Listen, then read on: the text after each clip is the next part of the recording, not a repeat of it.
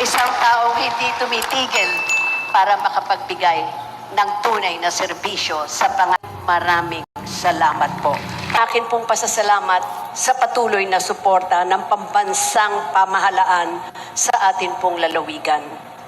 Ngayon ay isang magandang pagkakataon na mararamdaman po natin ang kolaborasyon, partnership at pagtutulungan ng serbisyo mula sa pamahalaang nasyonal at sa atin dito sa lokal.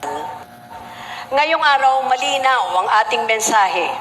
Ang pag-unlad ay mas napapabilis kapag tayo po ay nagkakaisa, ang ating pong nasyonal at ang lokal na pamahalaan. At ngayon, bilang ina ng pamahalaang panglalawigan, ang papel ko po ngayon ay maging tulay. Tulay sa pagitan po ng mga programa ng ating pong pambansang pamahalaan para po sa mga tunay na pangangailangan ng ating pong komunidad. At dito po sa Batangas, malinaw ang ating direksyon. Sa pamamagitan po ng ating Hearts Program, patuloy po nating pinapalakas ang isang epektibong serbisyo sa pangangailangan ng bawat komunidad, katuwang makikinabang.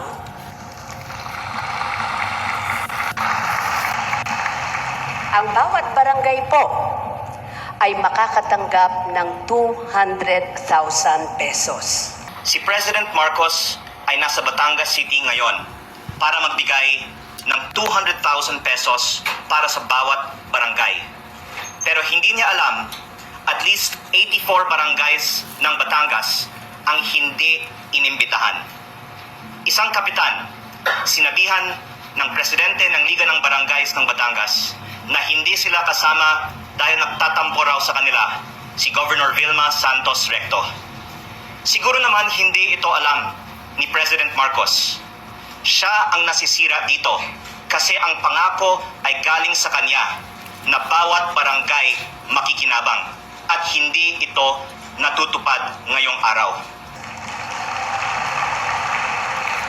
Ito po ay isang makasaysayang partnership sa pagitan ng pambansang pamahalaan. At dito po sa ating lalawigan, 1,078 barangays po ang siyahong mabibiyayaan ng 200,000 per barangay. Mas malawak pa ho ang inisyatibo na ito dahil ito po ay nakalaan pa sa mahigit 40,000 na barangay sa buong bansang Pilipinas.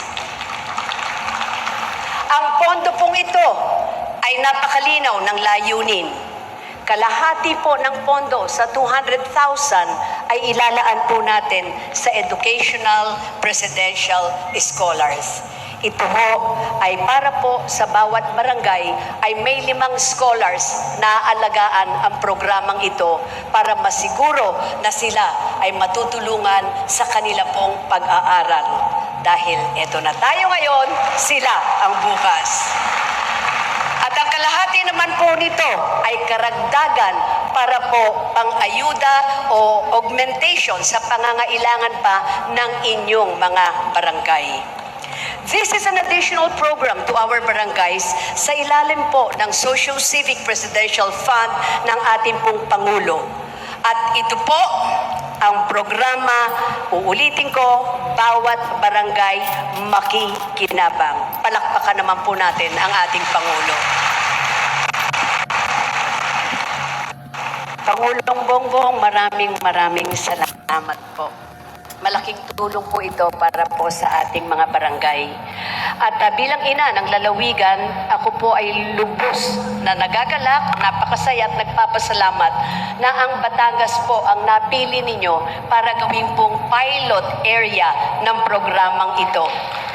Malinaw na patunay na ang tiwala sa kakayahan ng ating mga barangay ay napakalaki. Kaya palakpakan po ninyo ang inyong mga sarili. Ang ikalawa na programa na malaking uling pakinabang ng mga Pilipino kasama ang Batanggenyo, ang bawat bayan ay makikinabang ng suporta sa pamamagitan po ng Local Government Support Fund o GSF ang tawag natin dito. Sa panahon ng krisis tulad ngayon, malinaw ang ating direksyon. Kailangan natin ang mas mabilis, direkta, mas ramdam na pagtugon ng ating pong pamahalaan sa pangunahing pangangailangan po ng ating mga kababayan sa ngayon. At ngayong araw na to, sa utulong po ng ating mahal na Pangulo, sisimulan na natin ang pamamahagi ng 10 kilong bigas na matatanggap ng mahigit 235,000 pamilyang Batanggenyo dito sa ating lalawigan na mayroon pong 6 cycle or 6 na beses na matatanggap sa isang taon. Kailangan natin ang mas mabilis, direkta, mas ramdam na pagtugon ng ating pong pamahalaan sa pangunahing pangangailangan po ng ating mga kababayan sa ngayon. At ngayong araw na to, sa utulong po ng ating mahal na Pangulo, sisimulan na natin ang pamamahagi ng 10 kilong bigas na matatanggap ng mahigit 235,000 pamilyang Batanggenyo dito sa ating lalawigan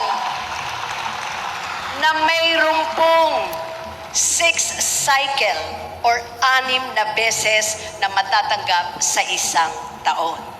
Mayroon po tayong gobyerno na kumikilos, may gobyernong maaasahan at mayroong gobyernong tumutulong. Palakpakan naman po natin. Kasabay po nito, nakakatuwang din ang pambansang pamahalaan ng ating pong mga lokal na pamahalaan upang maisakatuparan ng iba't ibang proyekto na prioridad ng ating mga